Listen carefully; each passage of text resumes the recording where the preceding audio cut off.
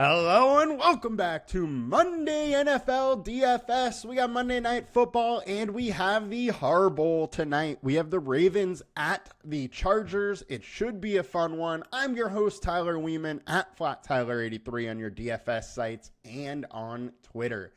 Now, come and join us at LineStar. $39.99 per month gets you access to all we do, all the props, all the DFS. You get it all for one low price. Now, let's get into the fun. Break it down quick and see what we can uncover here. So we got a 50.5 total, only a 2.5 point spread. So this game is expected to stay close. And starting with the quarterback position, we have Herbert versus Lamar Jackson. Now, I think both these quarterbacks are in decent spots. It is wild that Jackson is only $600 more expensive than Herbert. Both in great spots, though. I like both guys, and you're just going to use them both a little bit differently. Your story for your lineup will be a little different. But Justin Herbert is just in an amazing spot. Ravens 30th versus quarterback this season, allowing 304.5 yards, 1.9 passing touchdowns per game. Not allowing a ton rushing the ball, but Herbert does have some sneaky upside in that spot, and I am very interested in Herbert and in your lineups.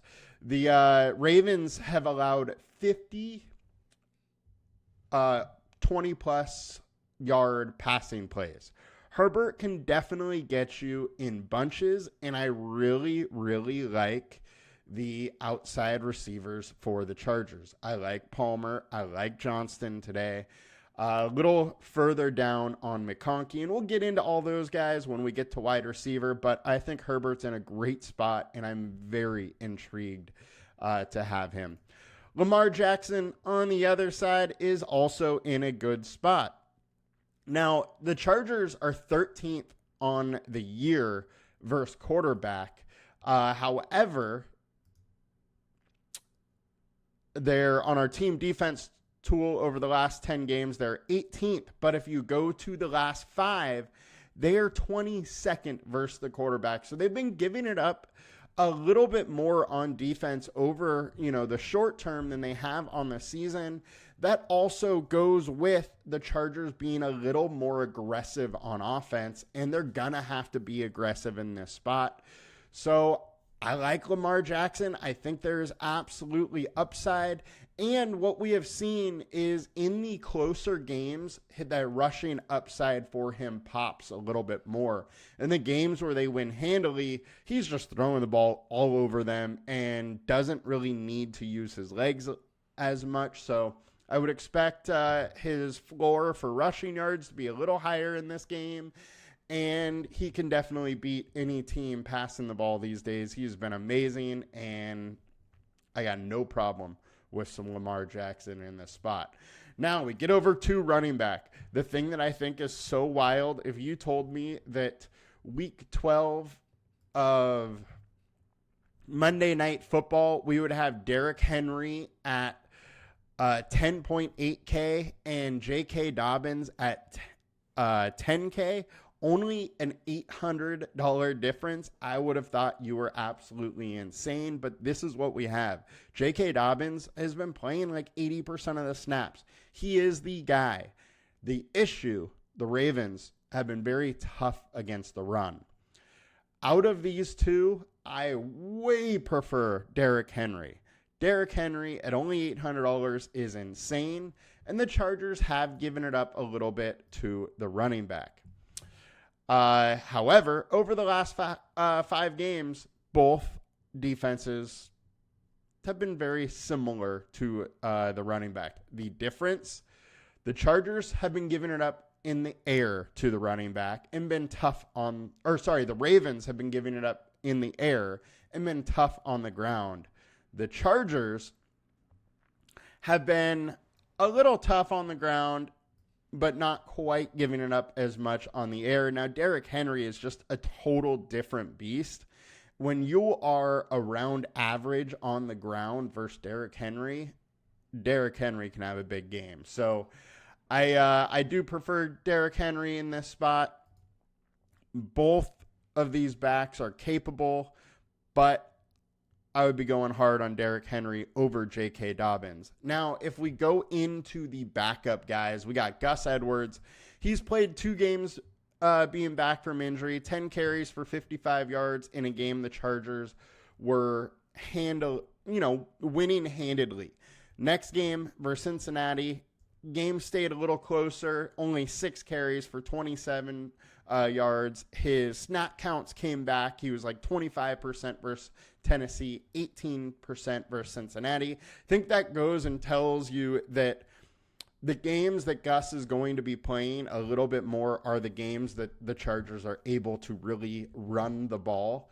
And then they'll use both backs a little bit more. If they're not able to really run the ball, Dobbins is probably going to be used more. We go over to the RB2 spot on the Ravens, and we got Justice Hill. Hill is being used consistently. He had 49% of the snaps last week in a game that they were trailing and needed to pass a little bit, and Henry was really struggling to get anything going on. So once again, this is a spot that Justice Hill is one of those pieces that really tells a story about how the game is going. If he goes off, if he has a good game, there is a much higher likelihood of the Chargers, punching the Ravens in the mouth a little bit, and the Ravens needing to speed the game up a little bit to stay in this game or to come back in the game. So he is a very key piece of a storytelling kind of lineup.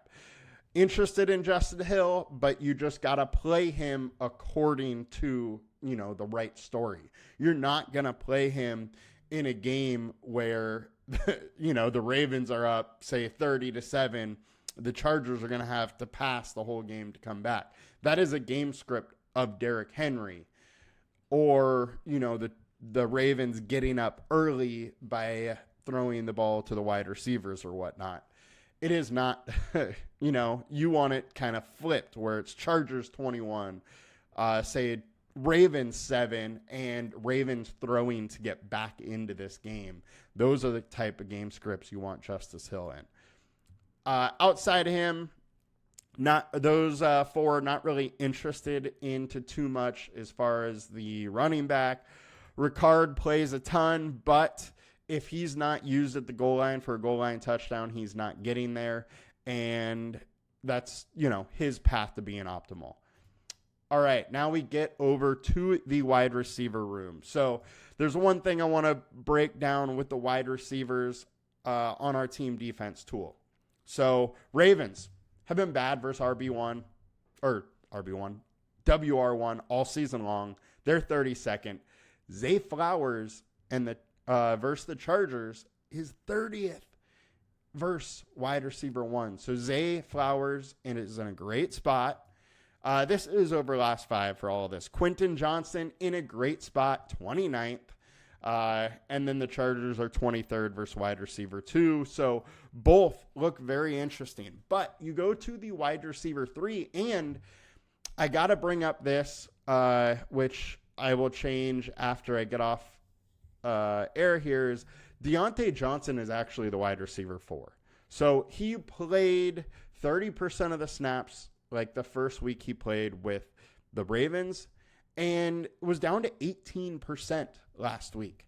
He has actually lost snaps as he's been with the team longer. Do I expect those to jump up? No, I don't. I think the Ravens like what they got, and they're just kind of going with it. If there is an injury, then maybe Deontay jumps up there. But their wide receiver 3 really is Nelson Aguilar, with the 4 being Deontay at this point. Now, Ladd McConkey, he is the best Chargers wide receiver, but Ravens have been tough versus the slot. So, with that being said, I like the outside guys a lot more. And then we break it down from, ownership and all that. We got Zay Flowers as the highest owned spot. He's 9,600. He's clearly the best wide receiver in this group as far as what his ceiling is and putting all together, I'm absolutely fine having some Zay Flowers. You're just going to, probably want Lamar Jackson, as Lamar's huge games come with Zay Flowers' huge games. That's how it's been all year. But Lamar does spread the ball around, so if it's a Lamar passing game that gets there, you're probably going to want a couple guys. I'm fine with some Rashad Bateman too. However, Chargers have been decent in keeping the big plays down, and that's how Rashad Bateman is going to beat you. He's going to beat you with big plays, and Chargers have just been a little bit tough with that. So I don't think this is a Bateman game.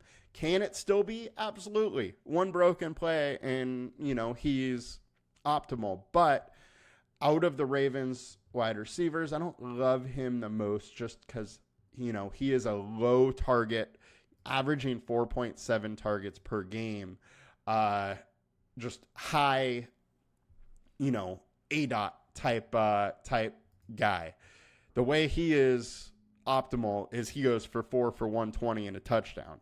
He breaks a big play, something like that to get it done. And Chargers have been very good at limiting those. Now, onto the Chargers side. Quentin Johnston. Baltimore Ravens have allowed 50, 20-plus passing plays, which is like the second most in the league. They have been beat by deep balls. They've been decent against 40-plus plays, 40-plus yard plays, but 20-plus yards, they've been giving it up. Quentin Johnston is that guy. 2 receptions for 48 and a touchdown last week. 2 for 24 and a touchdown versus them. 4 for 118 and a touchdown versus Cleveland. His other big game, 5 for 51 and 2 touchdowns. He has an ADOT that is down the field. He is a 20-plus, yard guy that we can kind of count on. So I'm very interested in Quentin Johnston. Coming at low ownership of the 3 Chargers wide receivers, the 3 main ones, he is the lowest owned, and I think we really should be looking at him a lot. At 9K, McConkey, personally, I think is going a little too high owned. However, he is, the guy that we can expect to get some target volume, but I just think this is a tougher matchup for him. So I don't like him that much. And then Palmer, 52% owned, running a ton of routes. He can get downfield too. We have seen that before. And I wouldn't be surprised for that to kind of pop up in this spot where he is in, a just fantastic matchup. So I think Palmer, Johnston are my favorite. Jalen Reagor is kind of playing as the WR4 now. He is another game script type guy. If he's on the field a lot, it is because the Chargers are down and they're really trying to throw and get the ball down the field. And in that case, maybe you want to use Reagor, but that's the only way you're really using him. Ravens side, as I said, Nelson Aguilar is acting as the WR3 right now. He has a little bit of a role. He can catch touchdown passes. He can get downfield. I'm fine if you want to sprinkle him in, but I'm not going hard. And then Deontay Johnson, I'm not really going to be playing too much. But he's another game script guy. If he's on the field a lot, it is likely because the Ravens are trailing. Over to tight end. This is actually a difficult spot for tight ends on both sides. Over the last 5 games, Baltimore, 9th versus tight end. So Will Dissly, even though he has been having, great second half of the season so far, he is in a little bit tougher of a spot. And Hayden Hurst is ruled out. So Will Dissly is the guy to own if you want a Chargers tight end. However, it's in a tough spot. And then Mark Andrews, Chargers are 3rd versus tight end over the last 5. If I go to the last 20, the numbers are similar. Dissly is still in a tough spot. Andrews is in a tough spot. And then if we go to the wide receiver 2, Isaiah Likely is also in a tough spot. So the tight ends for this game are, are not in the easiest spots of all. But we got to look at Will Dissly a little bit. Over the last 4 games, he's averaging 5.5 targets per game, 4.8 for the rest or for the full season. But over that full season, the first 4 or 5 games, he wasn't getting targeted much. Against Arizona, when Hayden Hurst started having his issues with injury, is when he really took off. He had 11 targets, 7, 3, 6, 6. I think you can count on 5 or 6 targets out of him, and with that, you have to at least consider him. Mark Andrews also took off right around the same time, week 5-ish, and since then has been a beast around the end zone. He is going to be boom or bust based on his touchdowns. Now, the Chargers have yet to allow a tight end touchdown, and that's the issue there. Is he going to be the first one to get a touchdown? He could. He is a beast. He is very good, especially near the end zone, but you are boom or bust based on he gets a touchdown, and the Chargers are just not giving that up. Now, getting over to the defensive spot, we got the Chargers, we got the Ravens. We have a 50.5 total. I don't love either of these defenses. My issue, neither quarterback turns the ball over that much. Both offenses, if they have a lead, are going to want to run the ball down the throat of the other team. So these defenses are going to need sacks and turnovers to be optimal, and it's a tough spot for that. I don't think this is a defensive game. However, both of them are going to be super low owned. If you get a, special teams touchdown or a pick 6, then that is their path, and I think that's their only path to being optimal. I don't think there's another way it really happens tonight. I don't see this game being a low-scoring slugfest. Could it happen? Yes. Especially with both coaches really wanting to beat their brother. But I think most likely there's going to be some scoring in this game. I just don't think either defense is really going to be able to stop the offense. Herbert is too good, and it's clearly the way the Chargers need to attack this Ravens team is through the air. Getting over to the kicker spot, we got Dicker the kicker for the Chargers and Justin Tucker. One thing that I want to bring out about Justin Tucker is he has just not been as good this season. 72% field goal percentage this year. He missed 2 last week. He missed an extra point the week before. He is still a good kicker, still has, the big leg. But I got to say, I worry about his consistency a little bit. But, the Chargers defense is good enough to give the Ravens some trouble when it comes down to the red zone or their territory of the field. So I think you got to consider Tucker, and you have to consider Dicker because it's the same exact thing, where I think the Chargers could struggle when it gets a little close, gets a little tighter, and Chargers aren't able to run the ball very well in the red zone against this team, and they're forced to throw the ball in that case. I think the Chargers could struggle also in the red zone, so the kicker on both sides become very interesting. Now, that'll do it for us today, guys. Have a great Monday Night Football. I wish you the best. Remember to make a story with your lineup, especially if you're only making one. Make a story with it as far as how you think the game might go and use that to hopefully win some big money. Please like, comment, and subscribe, and I will see you guys later. Have a good one. Peace!